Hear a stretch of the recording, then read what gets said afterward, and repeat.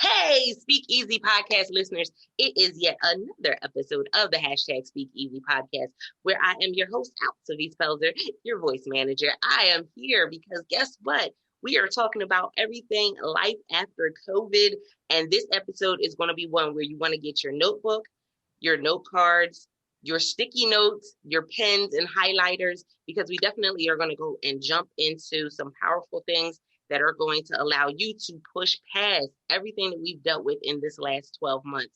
Guys, you know that as the Speak Easy audience, we want to see you elevate and take action. That means that don't just listen, share, and make sure that you give us a review. We want to make sure that we're giving you exactly what you need. But with that being said, I'm excited about my guest for today. Hello, Joey. How are you? I'm doing great, Altavis. It's great being with you today. Oh my goodness, I am excited about this topic simply because as an avid reader, I've seen such a huge jump this year from, okay, I can't do anything because everything's shut down to, oh my goodness, that's a book that I read and I'm watching the movie on Netflix. So guys, before we jump into that, Joey, let them know a little bit about yourself and then we'll dive into today's topic. Sure, great. I've been writing for over 30 years now. I've written 21 books for adults and young adults. I work with a lot of artists through a nonprofit that I run called the Grove Center for the Arts and Media. And I do that part-time, but I'm also a writer. So in my writing of books and screenplays, I've just finished up a historical fiction novel, which I know we're talking about today, but I worked on that for 3 years. So really familiar with those of your listeners dealing with the creative process. They want to build their business. They're looking how to dream big and be successful. So that's a little bit about me. And again, I'm just happy to be here today. Now, this literally just, first of all, when I read through your bio, I was just like, okay, I'm getting all the feels. But on top of that, this has really been kind of a roller coaster of a year for many people. You know, as we look back over the last 12 months, man, it's been something else. But there's still been some silver lining. And part of what we've been able to see is, you know, you and I talked about it a little bit before we started recording, was, you know, being able to be okay with hitting the reset button and what that really looks like. So can you explain to them what that really looks like, especially in that writing field? Absolutely. It's really essential for creative people. And when we're talking about creative people, I'm not just talking about artists. I'm talking about entrepreneurs, businessmen and women, people that have creative ideas that they want to monetize in some way. There really needs to be that flexibility to pivot, to change, to be willing to make mistakes, to be willing to fail, to be willing to ask for help in order to improve. And this whole past year with COVID, it's just been an example of people really, I think, taking inventory and assessing, okay, what are my strengths? What are some of my limitations? Even for myself personally, I've really made a decision to cut back a whole number of areas so that I can focus more on my writing. And that focus, I think it's finding that balance between an extreme focus and a willingness to fail. And somewhere in the middle, you do that enough times, you're going to make progress. You're going to eventually hit success. Oh, that part. I definitely agree with you there. There's been these moments of I gotta keep pushing. It's almost like I think I can. You gotta keep pushing through. And it's only in you continuously showing up, figuring out where those places are where, you know what, that's a gap. I need to fill it.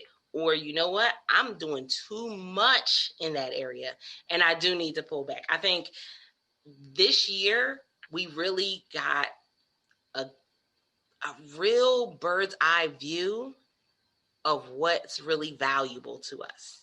Absolutely. I think that was, if you sum up everything that's going on in the last 12 months, it's like, what is really valuable to you? And are you taking inventory of what's really valuable to you? But also, when it comes to our craft, it really put us in a mindset of, am I charging enough? What does my time look like?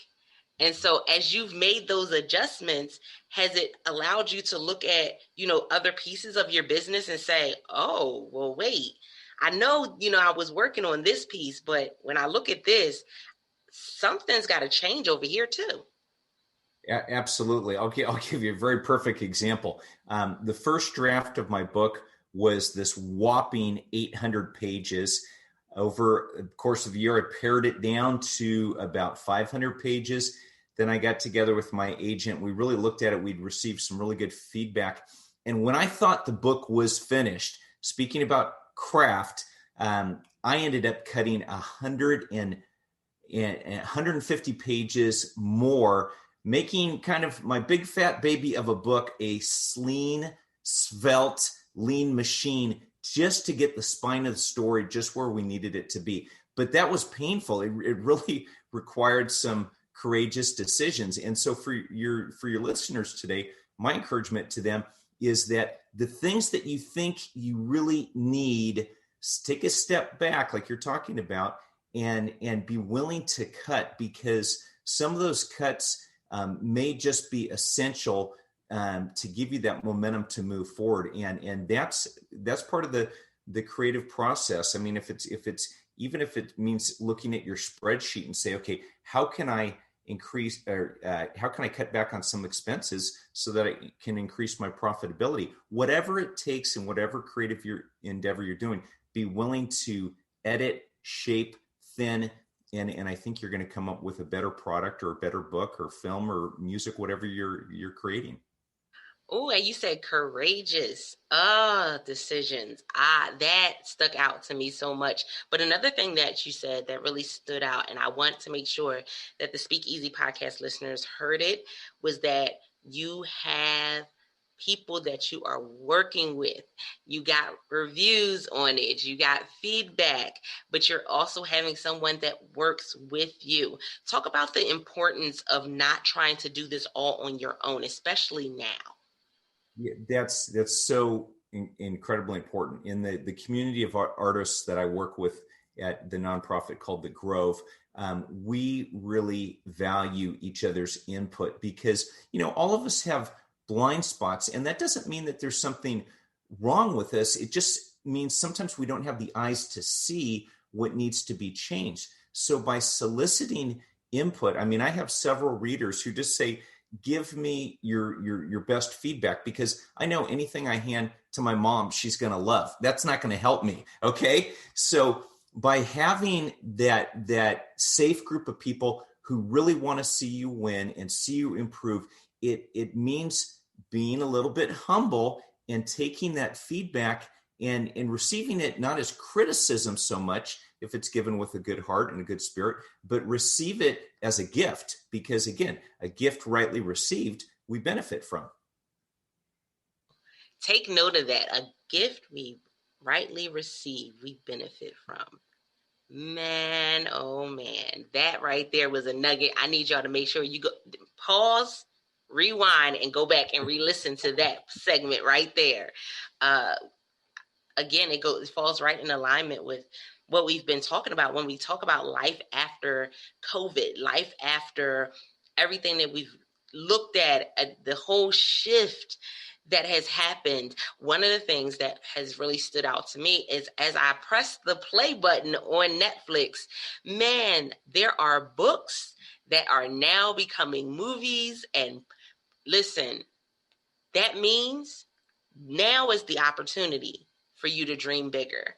And so, Joey, looking at what you've done so far, how are you dreaming bigger for, life after everything we've dealt with over the last 12 months? Okay, great. Can I give you a little bit of show and tell? Okay, so this is a story that my brother-in-law and I have been working on for 13 years. So for those of your listeners who feel like you've been struggling in something for 1 year, 5 years, 10 years, for most books and screenplays, the average independent feature-length film, it takes anywhere from 10 to 15 years to produce that by the time you raise all the money and get it produced. So my brother-in-law and I, had first written the screenplay for Among Kings going back 11 years ago, involved a couple of years of research. We then began to submit it into a few different film festivals. And when the screenplay began to win some awards, we really knew that we had a story. So we got saddled with a couple production companies. The money wasn't raised. So it's been this long, circuitous journey. And ultimately, 3 years ago, I said, okay, we have so much research and story information. We really need to take this information and put it into a novel. Most people write the novel first, and then it becomes the movie. Well, we're reverse engineering it. And so I took all the information, all the research I'd done, and I wrote the story about the first African-American missionary to go to the Congo in 1890. He takes on this Belgian king, King Leopold II, and it results in the first international human rights trial because Leopold had enslaved the entire Congo for the rubber trade. So it's this big, massive story that plays out in America, it plays out in Europe, and most importantly, in Africa. So in all of this has been our big mission to Mars, with the ultimate goal of it being in a 10-episode limited series. And so, again, my encouragement to your listeners is that, when you really have a dream and you're staking your life on it, it may take years of fruition for that dream to come about. But that's okay, because there's definite learning and pruning. I can tell you without a doubt, we have a much better story now than we did 11 years ago. Oh my goodness, that I always tell people with the first book, it took me 8 years to write it. Mm-hmm. And people go, well, now what were you writing? A word a day? Like, what were you doing in those 8 years? And oftentimes we have to go through a process, and we learn things along the way. We stretch ourselves. We extend our territory. We're able to go and meet new people and engage. And when we look back over the time spent, it's like, okay, it brought me to a place that I'm really excited about being. Now I can give other people that experience where they don't have to go through those same 8 years. Right. It may only take them 1 year. It may take them 30 days. It may take them. So I love that you shared that, because what I found is that as I speak to other authors, as I speak to many different people, and the journey of putting your purpose into action. I want y'all to make sure you're listening to this piece, Speak Easy listeners, putting your purpose into action. It's going to be a journey. It's going to be a journey, but man, it is such a valuable journey. I wouldn't trade it for anything. Right. And that's why, going back to what you said before, that's why it's so important to have good family and friends, coworkers around you, because you cannot go it alone.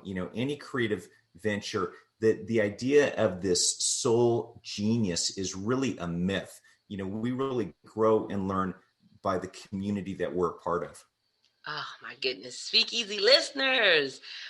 Whoo! Yeah, you're going to have to listen to this episode a couple times, save it to your device, put it on Alexa, whichever one, you're going to have to put it there so that way you can come back and listen to it again throughout this year, because we want to make sure that 2021 is a fabulous year for you, one where you are excelling in many different ways. So with that being said, Joey, let the studio audience know where they can find you and where they can buy the book, as well as possibly finding out more about some of the other screenplays that you've done.